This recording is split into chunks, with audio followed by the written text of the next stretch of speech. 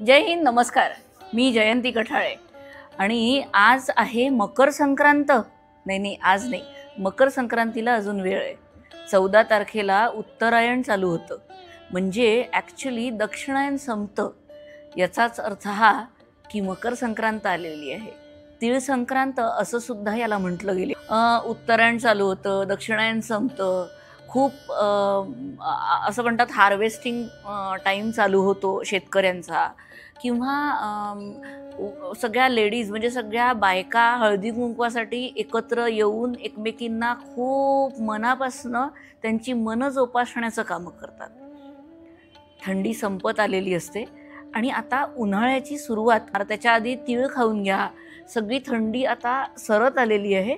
म्हणून तिळगुळाचा शेवटचा प्रसाद म्हणून मकर संक्रांतीच्या दिवशी तिळगुळ दिला जातो. मग त्याच्यात आपल्या काव्यात्मक वृत्तीने तिळगुळ घ्या आणि गोड गोड बोला अशा म्हणी पण ॲड करत गेल्या. म्हणजे मी आजीला जेव्हा हा प्रश्न विचारला होता की मकर संक्रांतीला तिळगुळ घ्या गोड गोड बोला असं का म्हणतात, किंवा मकर संक्रांतीच्या दिवशीच पतंगी का उडवल्या जातात, मग मांजा घोटायचा, मग त्या पतंगीला ताव लावायचा, मग ते सगळं अरेंज करायचं, मग गच्च्यांवर जाऊन त्याचा सगळा, मग काळ्या रंगाचेच सगळे ड्रेसेस घालायचे, सगळ्यांनी काळंच सगळं घालायचं. आय मीन काय याचा काय सायंटिफिक एव्हिडन्स आहे किंवा रिझन आहे? खूपच सोपं असतं. आपल्यावरचे सगळे संस्कार किंवा महाराष्ट्रीयन संस्कारांमधला मकर संक्रांतीचा संस्कार हाही तसाच आहे. याच्या मागचं सायंटिफिक रिझन एकच की सगळ्यांनी मिळून एकोप्यानी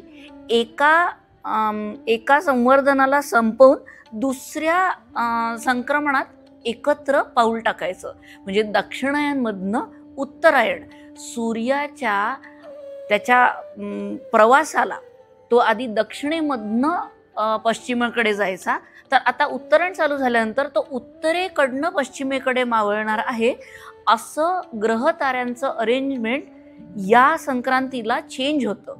प्रत्येक 14 तारखेला मकर संक्रांत ही मनवली जाते. 14 ते 15 या दिवसांमध्येच बरोबर ते संक्रमण येतं अशी आख्यायिका आहे. आपल्या सगळ्यांची मान्यता आहे आणि पुराणांमध्ये सुद्धा हेच लिहिलं. म्हणजे 14 जानेवारी असं लिहिलं गेलं नसेलच, अर्थात मकर संक्रांतीचा दिवस लिहिला गेला असेल. तो साधारणतः 14 किंवा 15 जानेवारीचा पडतो ॲज पर मुहूर्त. सगळ्यांनी काळं घालायचं.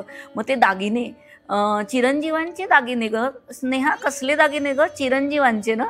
चिरंजीव लावून साखरेचे दागिने बनवतात, लहान लेकरांना घालतात. किती मजा.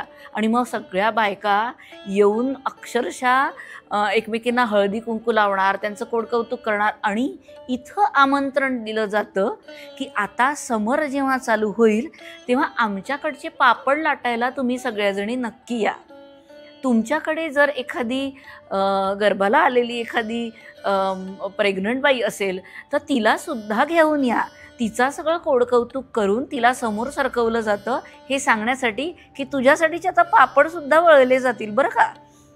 याच्या व्यतिरिक्त आजी आजोबांना म्हणजे मोठ्यांना नमस्कार करून हे संक्रमण सगळेजण खूप यशस्वीपणे पार पडू देत याची अपेक्षा, इच्छा आणि आशीर्वाद देवासमोर मागत असतात. अगदी मी माझ्या पोरीला जेव्हा हे असं छान रंगवलेलं, इतकं छान डिझाईन केलेलं हे दाखवलं, ती म्हणाली आई कसलं मडकं आहे. म्हटलं अगं मडकं नाही, हे वाण आहे. हे एका सौभाग्यवतीचं एका दुसऱ्या सौभाग्यवतीला दिलेलं वाण आहे, तिळगुळाचं वाण. आपण ह्याची पूजा करतो. या पूजेनंतर सर्व स्त्रियांना बोलवून हे वाण दिलं जातं. आजकाल वाणांचं प्रकरण जरा वेगळं झालं आहे, जरा डेकोरेटिव्ह झालं आहे, पण छान आहे ना. ती जपली जाते आणि पूर्णब्रह्ममध्ये ती कायम जपली गेली. तुम्हा सगळ्यांसाठी तिळगुळ पोळी काय तर तिळगुळ लाडू काय, मकर संक्रांतीचा स्पेशल फेस्टिवल मेनू आमच्या सगळ्या सेंटर्सला अवेलेबल आहे. मग येत आहे ना मकर संक्रांतीला.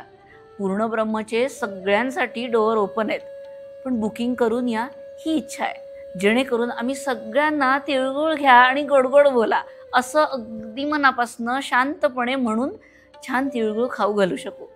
मग येत आहे ना सगळेजण या मकर संक्रांतीला. 14 तारखेला आहे बरं का. 14 आणि 15 या दोन्ही तारखांना आम्ही लोक तिळगुळ स्पेशल, मकर संक्रांत स्पेशल थाळी देतोय.